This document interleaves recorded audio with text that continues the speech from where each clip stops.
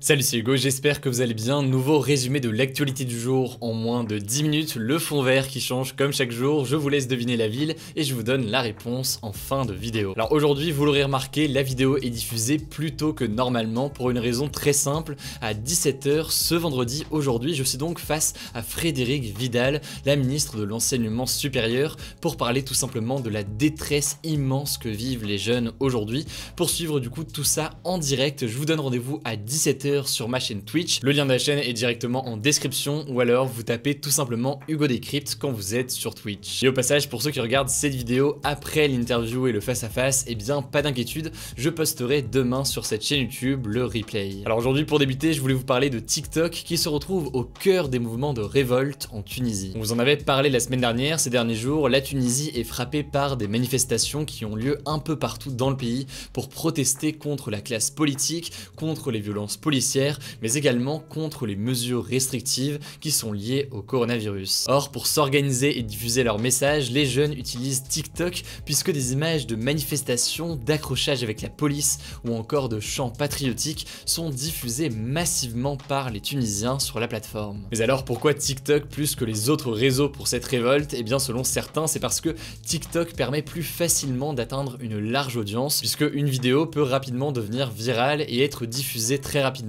à des personnes qui ne sont pas abonnées à notre compte. Par ailleurs, d'autres jeunes tunisiens expliquent aussi qu'ils privilégient TikTok car c'est un réseau social utilisé par les jeunes et qu'il y a donc moins de chances que leur famille tombe sur leurs vidéos, comme le rapporte notamment un article du Courrier international. Faut savoir que 10 ans plus tôt, en janvier 2011, la Tunisie était déjà frappée par la révolte, un grand mouvement contestataire s'était mis en place dans le pays jusqu'à faire basculer le gouvernement. Cette révolution de 2011, qui s'inscrivait dans ce que l'on appelle le printemps arabe, avait entraîné la chute du président Ben Ali, accusé notamment de très graves atteintes aux droits de l'homme et à la démocratie. Ce qui est intéressant à voir, c'est que durant les printemps arabes en 2011, les réseaux sociaux auraient déjà potentiellement joué un rôle important, et c'était particulièrement le cas de Facebook ou encore de Twitter en Tunisie. Alors c'est un sujet sur lequel les experts sont assez mitigés. Est-ce que l'impact réel était si massivement que c'est lui qui a entraîné la révolution? Là-dessus c'est très dur de dire, et il y a vraiment encore une fois les experts qui sont mitigés sur le sujet, mais quand même c'est assez intéressant de voir que en 2011 comme en 2021,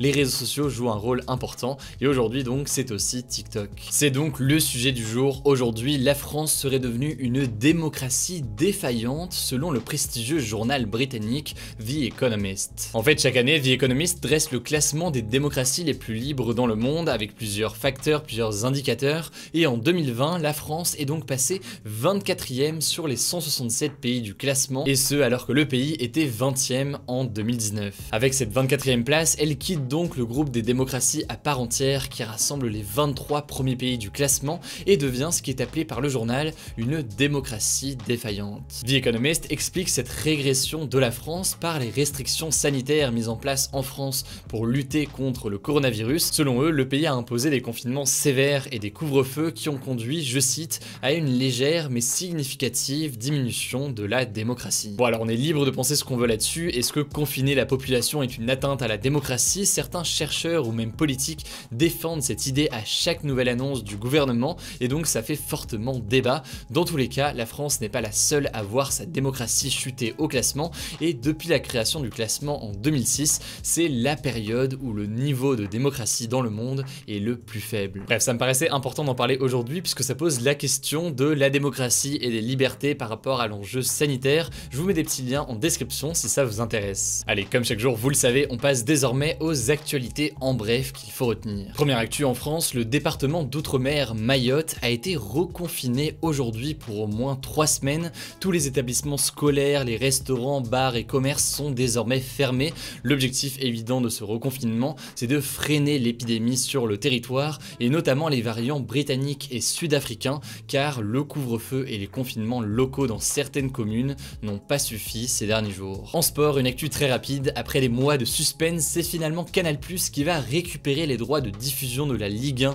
jusqu'à la fin de cette saison. Canal+ vient donc remplacer le groupe Mediapro et sa chaîne Téléfoot qui avait les droits en fait pour 4 ans mais qui finalement avait arrêté de payer subitement en début de saison, créant à ce moment-là l'une des plus grandes crises du football français à ce jour. Une actualité qui concerne la situation des jeunes, la maire de Paris Anne Hidalgo et l'ancien président de la République François Hollande ont tous les deux appelé à la mise en place d'une aide aide de 500 € par mois pour les jeunes touchés par la crise sanitaire. Alors les deux l'ont proposé séparément et pas exactement avec les mêmes conditions. François Hollande parle d'un revenu solidaire pendant 8 mois, Anne Hidalgo parle de son côté d'une aide destinée à tous les jeunes pour une période de 3 ans minimum. Je ne rentre pas dans les détails des différentes propositions, mais dites-moi dans les commentaires si ça vous intéresse et on aura dans tous les cas l'occasion d'en reparler très prochainement. Enfin, dernière actu en une phrase, c'est une bonne nouvelle si vous habitez en Île-de-France. Les universités et résidences étudiantes d'Île-de-France vont être équipées de distributeurs de protection menstruelle gratuite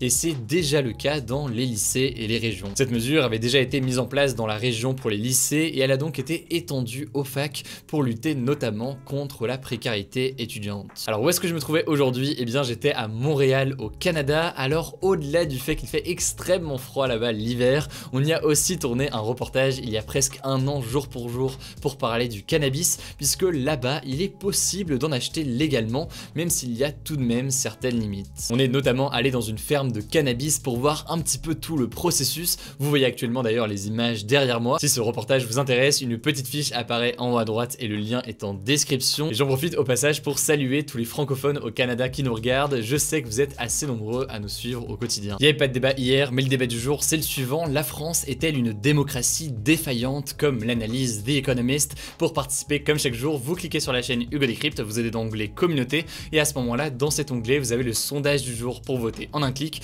ainsi que les sondages des jours précédents si ça vous intéresse. Voilà donc pour ce nouveau résumé de l'actualité en moins de 10 minutes. Si jamais vous regardez cette vidéo vendredi après-midi, il est encore temps de regarder en direct l'interview de Frédérique Vidal concernant la détresse que vivent actuellement les jeunes. Le lien de ma chaîne Twitch est directement en description, sinon le replay sera sur la chaîne YouTube. Voilà écoutez, je crois que j'ai tout dit, surtout prenez soin de vous, prenez soin de vos proches et on se dit à très vite.